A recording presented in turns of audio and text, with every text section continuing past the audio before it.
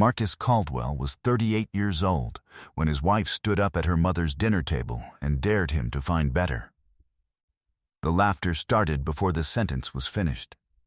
Diane had just announced her promotion to VP of Marketing at Selton Group, and somewhere between the sweet potato casserole and the second round of wine, she had tilted her glass toward him and said, in front of her mother, her sister, her brother-in-law, and 3 cousins he had never particularly liked, that if Marcus thought he deserved more than what she gave him, he was welcome to go looking. She had no idea he had already found it. She had no idea that the man she was laughing at had $47,000 of her employer's client funds traced directly to a private LLC she had registered in her maiden name. A complete forensic report sitting in a fireproof portfolio in his coat by the front door, and a lawyer who had been reviewing the case for 5 weeks. She had no idea that the black SUV idling at the curb outside her mother's house on Pemberton Drive had not arrived there by accident. Marcus set down his fork. He picked up his napkin and placed it beside his plate and stood up, and nothing in Diane Caldwell's carefully constructed world would ever be the same again. Before we jump into the story, comment where in the world you are watching from and subscribe, because tomorrow's story is one you need to hear. The warehouse on Garrison Road smelled like diesel and corrugated cardboard and the faint metallic edge of the loading dock gates. And Marcus Caldwell had loved that smell since he was 19 years old. He stood at the open door of the supervisor's booth on a Tuesday morning in October, a clipboard in one hand and a cold cup of coffee in the other, watching his drivers move through the grid of shelving units with a kind of unhurried precision that only came from doing something long enough that the body knew before the mind did. Bay 7 was running 3 minutes behind. He could tell from the angle of the pallet jack alone. He didn't say anything. Raymond, his morning lead, had already corrected it by the time Marcus turned back to the manifest. That was the whole point. You built a system not so you could manage it every second, but so it could manage itself while you paid attention to the parts it couldn't reach. He flipped to the second page and made a note in the margin. A reroute on the Eastfield run had pushed 2 deliveries into a time window that wouldn't hold. He'd rebuild it after the morning brief. It would take 11 minutes. He already knew which driver to move and why, and he knew it the way he knew everything inside this building, completely, without effort, because the thinking had already been done. His mother had told him, when he was 14 and learning to restack her storage room in the house on Elmwood Avenue in Rock Hill, that the point of organizing anything was to put it away so completely that you never had to think about where it was again. You think when you build it, Marcus. Then you stop thinking, and it works. He'd run that logic through every system he'd built since, and not one of them had proved her wrong. Caldwell Logistics had started in a rented space half the size of this one, on the north end of Charlotte's industrial corridor, with 2 trucks, a contract with a regional furniture distributor, and Marcus working the early shift himself because he couldn't yet afford to pay someone else to. That was 12 years ago. The North End location was still the original, but the company had since expanded into 2 additional facilities, one in Concord and one near the airport, with a fleet of 23 vehicles and contracts covering medical supply distribution, construction materials, and a partnership with a mid-size e-commerce fulfillment company that had grown faster than either of them had planned for. The Concord facility alone employed 19 people. The airport location had turned profitable in its second year, 14 months ahead of the projection. None of that appeared anywhere on Marcus's person. He wore the same kind of clothes he'd worn when he was driving the routes himself. Work pants, a company-branded quarter-zip, steel-toed boots with a small scuff on the left toe he kept meaning to buff out. His name was on the building in letters you had to squint to read from the road. He'd designed it that way. The business didn't need his name visible. It needed his systems running. He had met Diane at a charity gala 7 years ago, a fundraiser for a children's literacy organization he supported quietly and without announcement, showing up in the same plain suit he'd had altered once at the dry cleaner on Trade Street. She had been in corporate sales at Sultan Group then, working events, and she had introduced herself at the drink table with the easy confidence of a woman who knew she was the most interesting person in whatever room she entered. He had believed her. She had green eyes and a way of listening that made you feel heard all the way down, and she remembered the details he mentioned and brought them back weeks later as if she'd been carrying them carefully all that time. They were married 14 months after that night. He had loved her completely, in the particular way of a man who does not say such things out loud very often, but means them every time. He noticed the first change 2 winters ago. It wasn't dramatic. It was the kind of shift you register at the edge of your awareness and file away because you don't yet have enough information to know what you're filing. She started taking calls in the back bedroom instead of the living room. She started leaving earlier and arriving later, and when she came home she was already somewhere else inside herself, present enough to answer questions but not quite landing in the room. She bought new perfume without mentioning it. A small thing. A logistics man paid attention to what moved and what stayed still and what changed direction without explanation. The promotion to vice president had come 6 months ago. She'd called him from a restaurant, not from the office, and her voice had been bright in the specific way it was when she was performing happiness rather than feeling it. He had congratulated her. He had meant it. He had also filed the restaurant. He was still at his desk on a Wednesday night when he opened the quarterly financial summary his accountant had sent over. The entry was buried inside the line items for a corporate sponsorship package he'd approved 8 months earlier, a partnership with a non-profit event series that Sultan Group had been organizing. The amount was right. The recipient account number was not. He had wired $12,000 to a nonprofit. The account number in the confirmation belonged to a private account he didn't recognize. He stared at the screen for a long moment. His hands were still on the keyboard. He pulled up the original transfer authorization. His signature was on it. So was Diane's. She had brought him the sponsorship proposal herself, walking him through the event series with a printed one-sheet and the easy enthusiasm she brought to things she wanted him to agree to. He had signed it because it was a reasonable amount and a legitimate cause, and because he had trusted her. He went back further. He pulled every transfer from the past 19 months that had touched any account she had professional access to. He was methodical. He made no noise. He opened a second window, then a third, cross-referencing account numbers against public records and the business documentation he kept in the locked cabinet by the door. He worked for 2 hours without standing up. When he was finished, he had a pattern: 12 transfers across 19 months, steady amounts between $3,500 and $4,800 per transfer, always executed through a corporate sponsorship or charitable giving line, always carrying his signature alongside hers. Total, just over $47,000. He sat back. He thought about his mother and her storage room and the logic she had handed him at 14. You think when you build it. Someone had been thinking very carefully about how to build this. His hands didn't shake. He did not call Diane. He did not change anything about the way he moved through the rest of that night, or the next day, or the one after that. He bought his coffee from the same place. He came home at the same hour. He ate dinner and watched the same show they'd been watching in the living room and said goodnight at the right time. He had years of practice keeping his face still. The route mattered more than the reaction. He called Bernard Cole on Thursday morning from his truck parked in the lot across from the warehouse.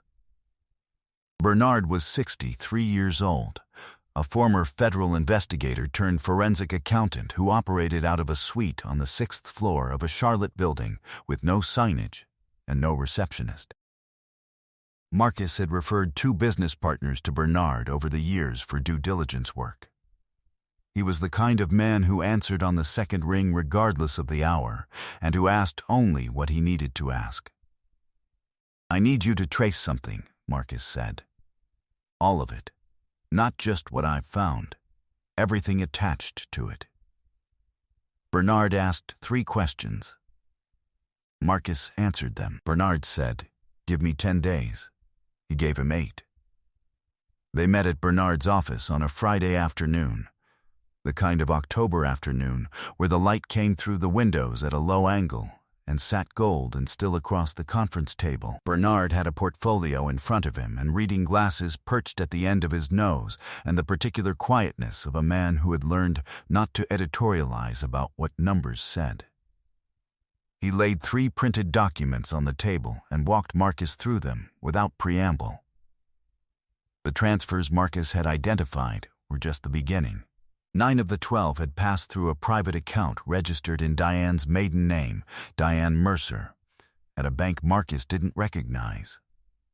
The remaining 3 had gone to a separate holding account connected to an LLC called DM Consulting Partners, registered in Diane Mercer's name 14 months earlier.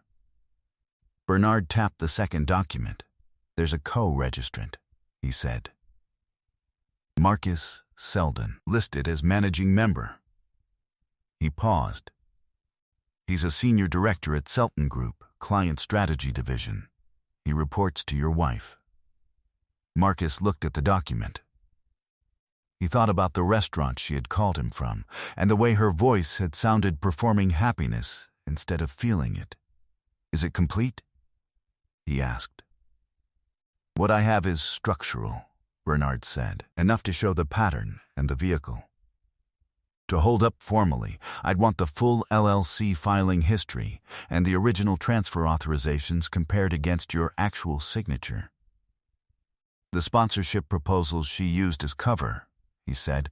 "If your signature was placed on documents you didn't review in the form submitted, that changes the picture considerably."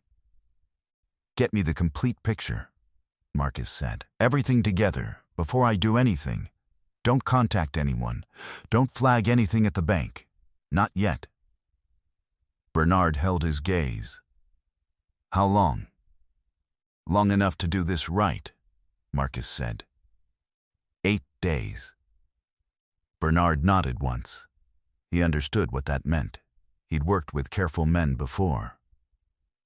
3 days later, Bernard called. He had pulled the original transfer authorization forms Marcus had actually signed and compared them to the versions submitted to the accounting system. They were not the same documents. Someone had attached different recipient account numbers to the submitted versions than the ones Marcus had approved. The LLC had received the bulk of the diverted funds, and from that account, over 14 months, it had made a series of transfers to a joint brokerage account opened in Diane and Selden's names. "A portfolio," Bernard said. "Not large yet, but growing." They planned for this to continue. The signature on 2 of the later transfer documents, Bernard continued, was not Marcus's. He had a document examiner review copies. The letter form on the last name was inconsistent with 11 authenticated samples. The loop closure was wrong. The pressure pattern was different. Marcus looked at the comparison sheet Bernard had prepared. His own signature, authenticated, written 11 times. The forged version twice. He studied them the way he studied a misrouted manifest, looking for exactly where the error had been introduced and exactly what it told him about the person who introduced it. He said, "I want to do this in one room. All of it, at once." He said, "I know where." He drove to Renata Osai's office that afternoon. She had represented Caldwell Logistics for 9 years, a compact. Precise woman in her mid-50s who kept a separate drawer for the pens she actually used and whose mind ran like a freight manifest. Nothing misplaced. Nothing redundant. Nothing missing. She read Bernard's full report in 17 minutes while Marcus sat across from her desk with his coat still on. She set it down and looked at him over her reading glasses. She said, "You have a forged signature on a financial authorization document, diverted corporate funds traced to a private LLC, and a co-registered managing member who shares a brokerage account with your wife." She paused. "That is not a miscommunication," Marcus said. "I know." She said, "The forged signature is the fulcrum. Everything else supports it, but that element moves this from civil to potentially criminal." She folded her hands. "Tell me what you want the outcome to be." He said, "I want the company protected. I want the diversion remedied. I want my name removed from every document I didn't sign, and I want to do it in a room where everyone who needs to understand what happened is present at the same time." She made 2 notes. She said, "I can have the formal demand package ready in 6 days."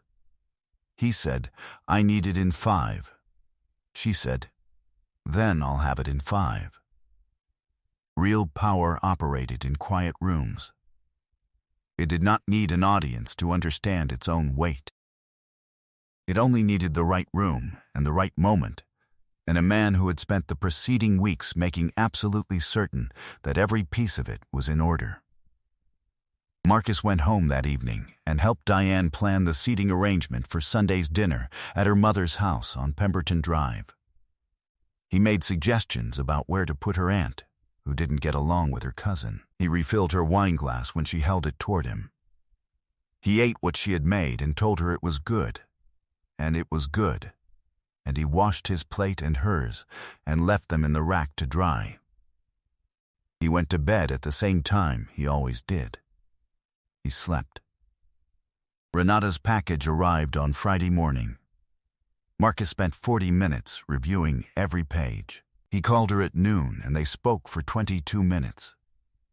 When he hung up, he sat for a moment in the quiet of his office at the warehouse with the photograph of his mother on the shelf, taken outside her house in Rock Hill in the summer, her hand raised against the glare, not waving, just shielding her eyes from a sun that was brighter than expected.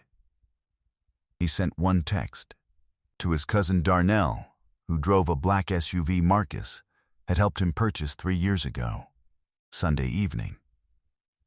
Pemberton Drive. Be there at 6:15. Don't park in front of the house. Darnell replied in 4 seconds, "I got you." Loretta Mercer's dining room smelled like roast chicken and sweet potato casserole and the cedar furniture polish she had been using since Diane was a child, something that had no name Marcus knew but that he would have recognized anywhere. The good plates were out. The long table had the burgundy runner down the center. Tall crystal water glasses, the ones Loretta brought out for company, sat in a row with ice water sweating rings into the cloth. Marcus had sat at this table for 7 years. He knew which chair wobbled. He knew the good plates only came out when someone had something to say. He sat at the far end, across from Loretta. Diane to Loretta's right, in the seat she always chose because it put her closest to her mother's ear when she wanted to be heard. Keisha and her husband Terrence across from Marcus. 2 cousins, Brianna and Mark, filling in the middle. Diane was wearing a silk blouse he hadn't seen before, deep blue, the kind of thing she bought when she felt she had something to celebrate. She did feel she had something to celebrate. She'd been carrying that feeling for weeks. The food was passed. Loretta asked about Selton Group the way she always asked, like a hostess opening a topic she knew would fill the room. Diane lit up. She talked about the VP role and the expanded team, and a flagship campaign coming in the first quarter that she was already shaping. Her voice had that performance quality, rising slightly at the end of each sentence, pulling the room along. Terence raised his glass. "Well deserved," he said. Diane smiled and looked across the table at Marcus, searching for the small nod he had given her across tables for 7 years. He looked back at her. He didn't nod. Something moved in her face. Too small and too fast for anyone else to catch. Marcus caught it. He was a man who noticed the angle of a pallet jack from 40 feet away. She held the smile and kept talking, and somewhere in the next 2 sentences, she glanced at him again, and he was still looking at her with the same still expression, and her eyes changed behind the smile. She was beginning to understand that the room was not arranged the way she thought it was. Then, Terence made a passing joke about Marcus and trucks, and Brianna laughed, and Diane tilted her wineglass toward him, with the easy confidence of a woman who believed the room was entirely with her, and said, "If you think you deserve better than what you've got, Marcus, you're welcome to go looking for it." The table laughed. Marcus set down his fork. He said, "I think that's a good idea." The laughter stopped. He stood up, walked to the coat rack by the front hall, unzipped the interior pocket of his coat, and removed the fireproof portfolio. He walked back to the table and sat down and unzipped it, and placed the documents across the burgundy runner the way he placed manifests across a dispatcher's desk, one at a time, in order, face up, readable, nothing overlapping. The transfer records came first. 19 months of diverted corporate authorizations, printed in Bernard's clean, precise columns, labeled by date. Amounts consistent and deliberate in a way that made the pattern unmistakable. He laid them across the center of the table. "That is the supply account for the business," Marcus said. Those transfers did not go to any vendor or any nonprofit. They went to a holding account connected to a limited liability company called DM Consulting Partners. He set down the LLC formation documents. Registered in Diane Mercer's maiden name. Co-registered managing member Marcus Selden. He slid this page toward Loretta, because she was the head of this table and she deserved to see it clearly. He placed the brokerage statement beside the LLC documents. "The joint account," he said, "where the money went after it cleared the LLC." Then one final page, placed in front of Diane. He set his finger on the signature line at the bottom. "I had a document examiner compare that signature to 11 authenticated samples of my actual handwriting." He was quiet for a moment. "The loop closure is wrong. That is not my signature." Diane was looking at the page. The silk blouse was very blue in the dining room light. The performance was still on her face, but it was coming apart in stages, the way a structure does when the load-bearing element is removed. She said, "Marcus, this is something that can be explained. There was a miscommunication at the authorization level I was going to." She stopped. The sentence had nowhere to go. Terence was looking at the transfer records.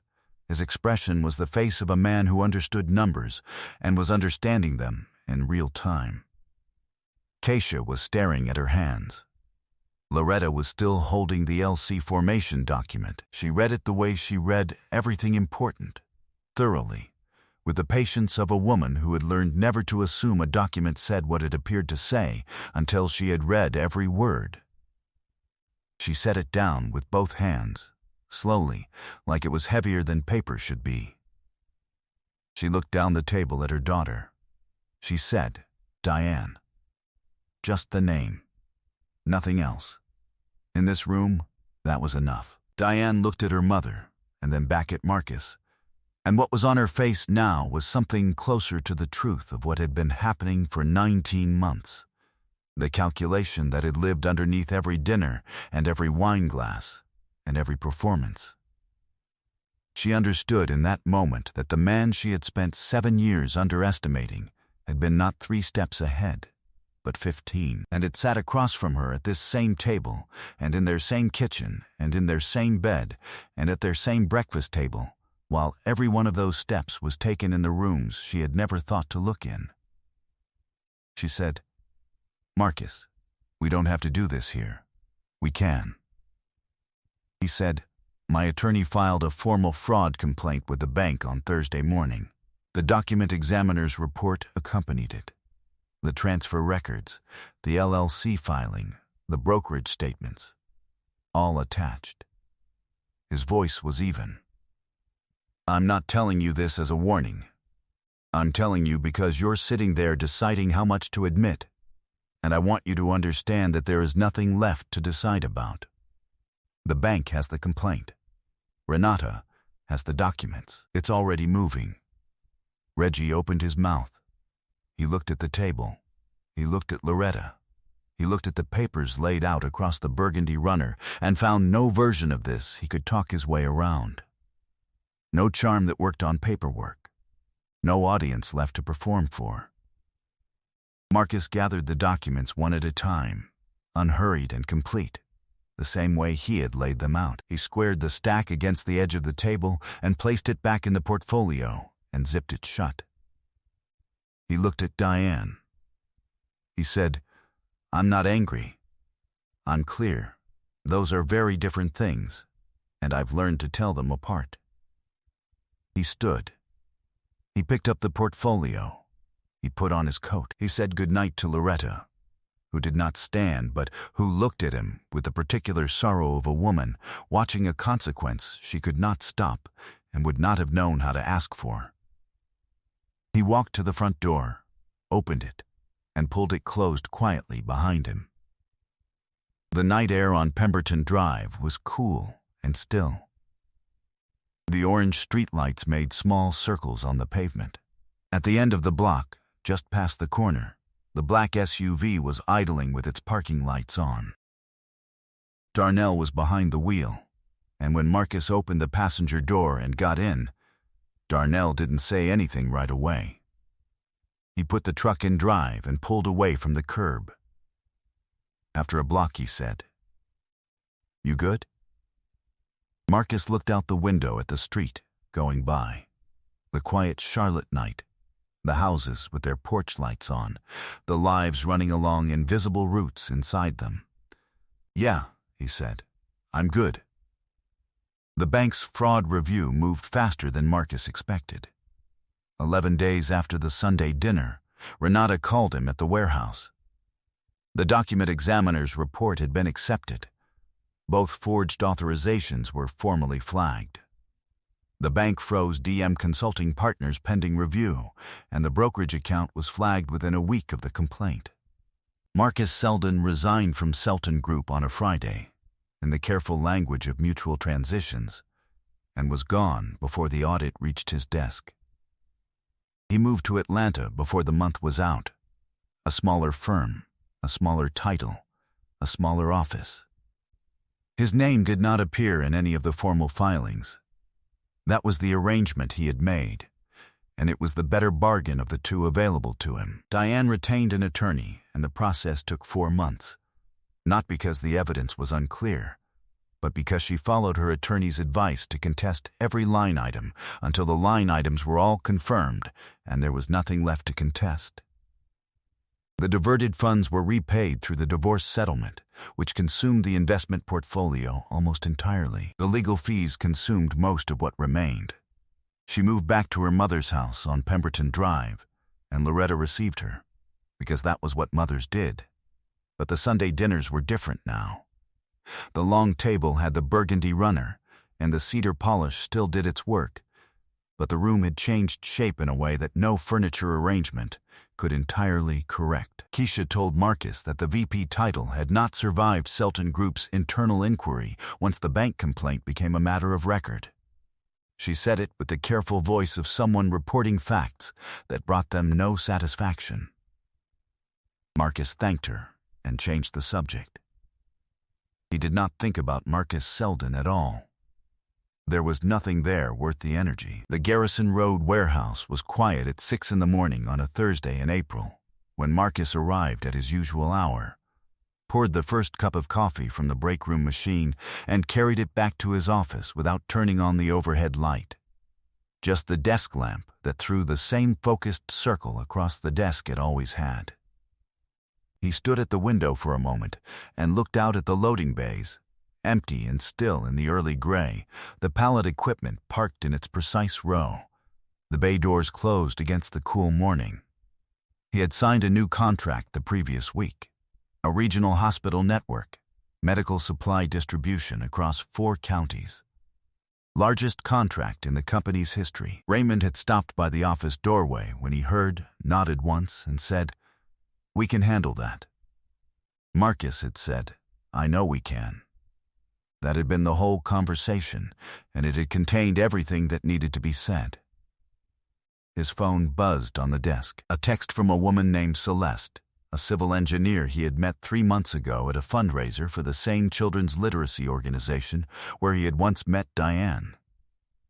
She was careful in the way her profession required, and easy in the way that people were when they had nothing to hide and nothing to perform. She sent good morning before she was ready to talk, which meant she was already at her desk, already at work, already inside the day. He sent it back. He set the phone down and looked at the manifest open on his desk. His mother had told him, near the end of things, in the small, bright hospital room on a Tuesday afternoon, with the sun coming through the curtain in a long stripe across the foot of the bed, that a man who builds something real never has to raise his voice about it. "The building is the argument," she said. Her hand was dry and warm in his. "You let what you built speak for you. And when the time comes," she said, "you walk away from the table without looking back. That's how they know you're done." He had not raised his voice in 7 years of marriage. He had not raised it on Pemberton Drive. He had placed the documents on the table and said what needed to be said, and stood up and walked out into the night air and gotten into the truck his cousin had idled at the corner, and let what he had built do the rest. A logistics man understood that some loads had to be set down before the route could continue. You documented the weight. You made sure the record was accurate, and then you released it. You did not carry it for the rest of the run. He put his coffee cup down. He picked up his pen. He turned to the second page of the manifest and got to work. I hope you enjoyed that one. Be sure to like the video and subscribe so you don't miss the next story. I've picked out 2 more for you that I think you'll really like.